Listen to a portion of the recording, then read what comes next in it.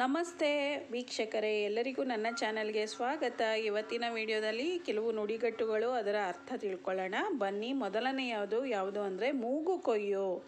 ಮೂಗು ಕೊಯ್ಯೋ ಅಂದರೆ ಸರಿ ಮಾಡಲಾಗದ ತಪ್ಪು ಅಂತಂದರೆ, ಒಂದು ಸರಿ ಮೂಗು ಕೊಯ್ಕೊಂಡ್ರೆ ಆಮೇಲೆ ಏನಾದರೂ ಚಿಂತಿಸಿ ಫಲವೇನು ಅಂತಂದರೆ ಮೂಗು ಕೊಯ್ಕೊಳ್ಳೋದು ಅಂತಲ್ಲ, ಯಾವುದು ಸರಿ ಮಾಡೋಕ್ಕಾಗದೇ ಇರುವಂತಹ ತಪ್ಪು, ಅದಕ್ಕೆ ಮೂಗು ಕೊಯ್ಯೋ ಅಂತ ಹೇಳ್ತಾರೆ. ಚೆನ್ನಾಗಿದೆ ಅಲ್ವಾ? ಮುಂದಿನ ನುಡಿಗಟ್ಟು ಯಾವುದು ಅಂತ ನೋಡೋಣ ಬನ್ನಿ.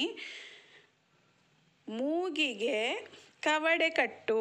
ಮೂಗಿಗೆ ಕವಡೆ ಕಟ್ಟಿಕೊಳ್ಳು ಅಂತಂದರೆ ಕಷ್ಟಪಟ್ಟು ದುಡಿಯುವುದಕ್ಕೆ ಮೂಗಿಗೆ ಕವಡೆ ಕಟ್ಟಿಕೊಳ್ಳುವುದು ಅಂತ ಹೇಳ್ತಾರೆ.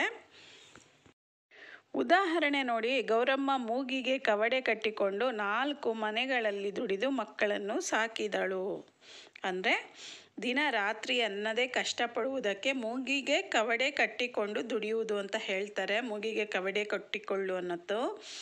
ಈಗ ಮುಂದಿನ ನುಡಿಗಟ್ಟು ಯಾವುದು ಅಂತಂದರೆ ಮೇಳವಿಲ್ಲದಿರು. ಮೇಳವಿಲ್ಲದಿರು ಅಂತಂದರೆ ಒಬ್ಬರಿಗೊಬ್ರಿಗೂ ಸರಿ ಹೊಂದದಿರುವುದಕ್ಕೆ ಮೇಳವಿಲ್ಲದಿರು ಅಂತ ಹೇಳ್ತಾರೆ.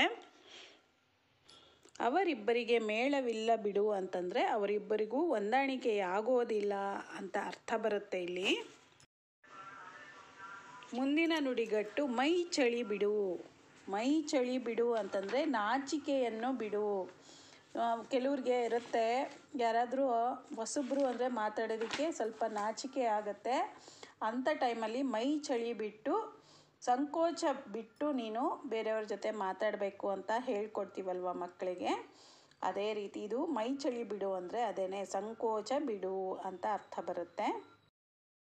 ಫ್ರೆಂಡ್ಸ್, ಈ ವಿಡಿಯೋ ನಿಮ್ಗೆ ಇಷ್ಟ ಆಗಿದೆ ಅನ್ಕೋತೀನಿ. ಈ ವಿಡಿಯೋ ಇಷ್ಟವಾಗಿದ್ದರೆ ಪ್ಲೀಸ್ ನನ್ನ ಚಾನಲ್ಗೆ ಸಬ್ಸ್ಕ್ರೈಬ್ ಮಾಡಿ, ಲೈಕ್ ಮಾಡಿ ಈ ವಿಡಿಯೋನ, ಹಾಗೂ ಫ್ಯಾಮಿಲಿ ಫ್ರೆಂಡ್ಸ್ ಜೊತೆ ಶೇರ್ ಮಾಡಿ.